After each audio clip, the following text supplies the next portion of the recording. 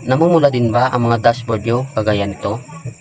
Sa ngayon, pag-uusapan natin ang mga tips o kailangan gawin upang maging berde ang mga namumulan nating dashboard. Una, be consistent po tayong gumawa ng mga magagandang videos o content.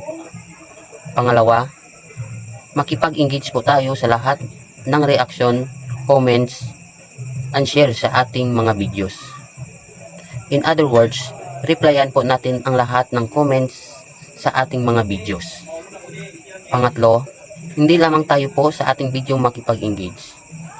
Makipag-engage din po tayo sa mga video ng ating kapwa content creator.